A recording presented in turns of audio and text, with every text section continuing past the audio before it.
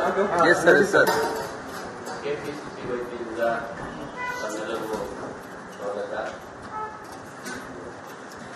KPCC ವತಿಯಿಂದ ನಮ್ಮನ್ನು ಉದ್ದೇಶಿಸಿ ಮಾಜಿ ಲೋಕಲ್ ಆಡಳಿತ ಸದಸ್ಯರು, ಮಾಜಿ ಎಐಸಿಸಿಯ ಜನರಲ್ ಸೆಕ್ರೆಟರಿ, ವಿಧಾನ ಪರಿಷತ್ ಸದಸ್ಯರು ಆದ ನಮ್ಮ ಹಿರಿಯರು ಬಿ.ಕೆ. ಹರಿಪ್ರಸಾದ್ ತಮ್ಮನ್ನು ಉದ್ದೇಶಿಸಿ ಮಾತಾಡ್ತಾರೆ. ನಮ್ಮ ಜೊತೆಯಲ್ಲಿ ಜಯರಾಮ್ ಅವರು ಕೆಪಿಸಿಸಿ ಜನರಲ್ ಸೆಕ್ರೆಟರಿ ತಮ್ಮನ್ನು ಉದ್ದೇಶಿಸಿ ಹರಿಪ್ರಸಾದ್ ಅವರು ಎಲ್ಲರಿಗೂ ನಮಸ್ಕಾರ. ಮೊಟ್ಟ ಮೊದಲನೇದಾಗಿ ಭಾನುವಾರ ನಮಗೆ ಸ್ವಲ್ಪ ಕಷ್ಟಪಟ್ಟಿದ್ದೀವಿ, ಅದಕ್ಕೆ ಕ್ಷಮಿಸಬೇಕು. ಬಹಳ ಮುಖ್ಯವಾದ ವಿಚಾರ ಏನು ಮಾತಾಡಬೇಕು ಅಂತ ಇವತ್ತು ತಮ್ಮ ಮೂಲಕ ಜನಸಾಮಾನ್ಯ ತಿಳಿಸಲಿಕ್ಕೆ ಬಿಡ್ತಾ ಇದ್ದೀವಿ. ಅಂದರೆ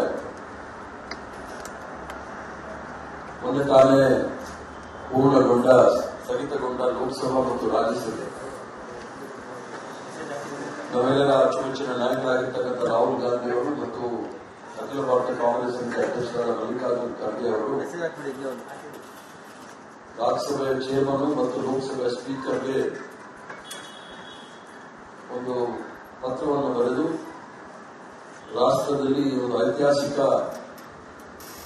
ಸಂದರ್ಭ, ರಾಷ್ಟ್ರದಲ್ಲಿ ನಾವು ಸಂವಿಧಾನವನ್ನು 75 ವರ್ಷಗಳ ಕಾಲ ಸಂವಿಧಾನದ ಮೂಲಕ ರಾಷ್ಟ್ರವನ್ನು ಮುನ್ನಡೆಸಿಕೊಂಡು ಬಂದಿರತಕ್ಕಂಥ ಸುಸಂದರ್ಭದಲ್ಲಿ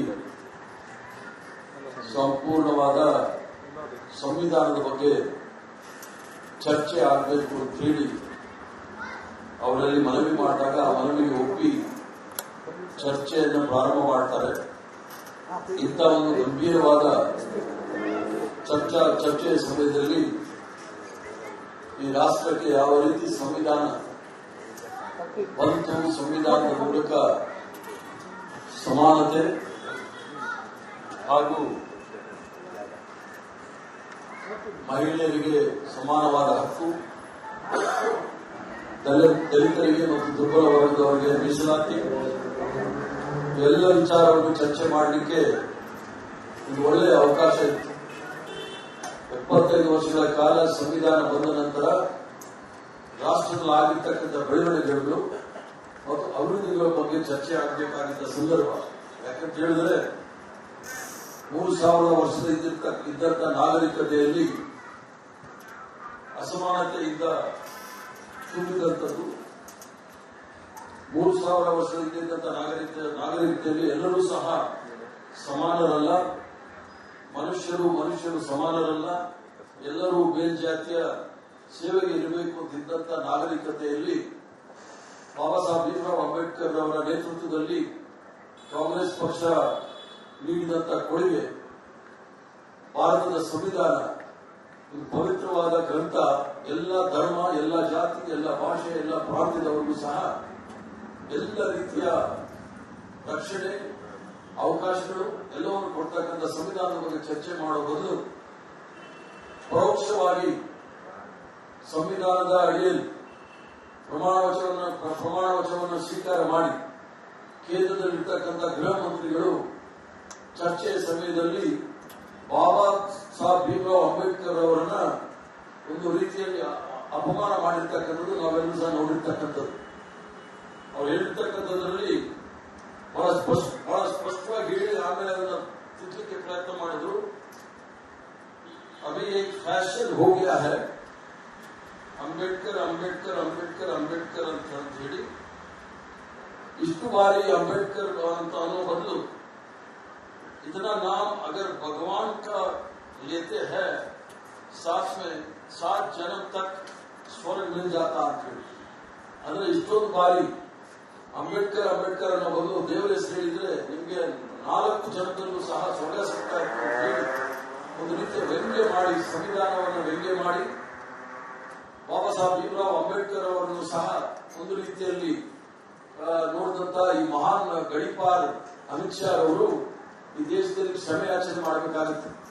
ಯಾಕಂತ ಹೇಳಿದ್ರೆ ಅಮಿತ್ ಶಾ ಅವರ ಕಾರ್ಯಸೂಚಿಯಿಂದ ನನಗೇನು ಅನ್ಸೋದಿಲ್ಲ.